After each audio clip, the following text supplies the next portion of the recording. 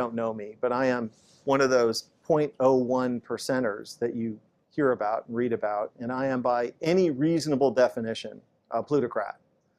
And tonight, what I would like to do is speak directly to other plutocrats, to my people, because it feels like it's time for us all to have a chat.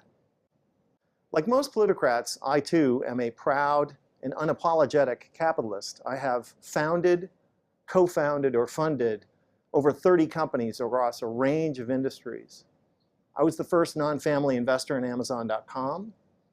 I co-founded a company called The Quantive that we sold to Microsoft for $6.4 billion. My friends and I, we own a bank. I tell you this, unbelievable, right? I tell you this to show that my life is like most plutocrats.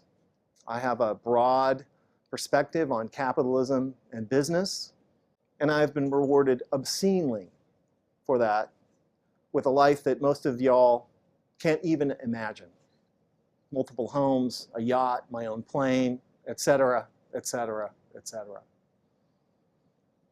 But let's be honest, I am not the smartest person you've ever met. I am certainly not the hardest working.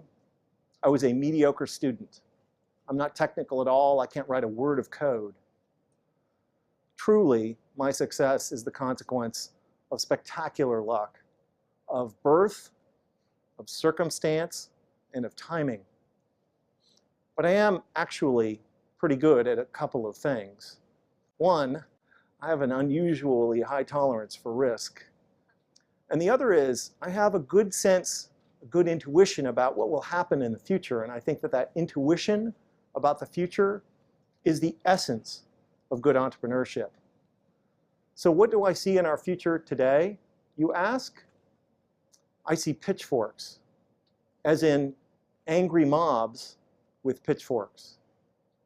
Because people like us plutocrats, because while people like us plutocrats are living beyond the dreams of avarice, the other 99% of our fellow citizens are falling farther and farther behind.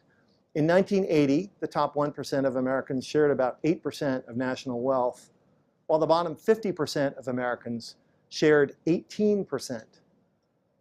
30 years later, today, the top 1% shares over 20% of national wealth, while the bottom 50% of Americans share 12 or 13. If the trend continues, the top 1% will share over 30% of national wealth in another 30 years, while the bottom 50% of Americans will share just 6. You see, the problem isn't that we have some inequality.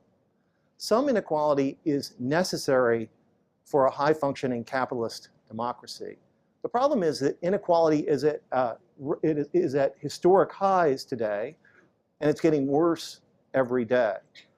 And if wealth, power, and income continue to concentrate at the very tippy top, our society will change from a capitalist democracy to a neo-feudalist rentier society like 18th century France. That was, you know, France before the revolution and the mobs with the pitchforks. So I have a message for my fellow plutocrats and zillionaires, and for anyone who lives in a gated bubble world. Wake up. Wake up. It cannot last. Because if we do not do something to fix the glaring economic inequities in our society, the pitchforks will come for us. For no free and open society can long sustain this kind of rising economic inequality. It has never happened. There are no examples.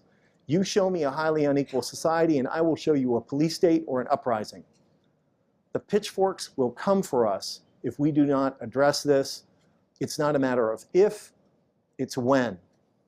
And it will be terrible when they come for everyone, but particularly for people like us plutocrats.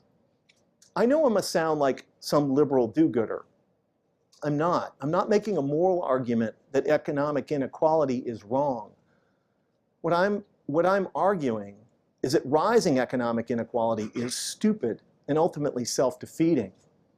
Rising inequality doesn't just increase our risks from pitchforks, but it's also terrible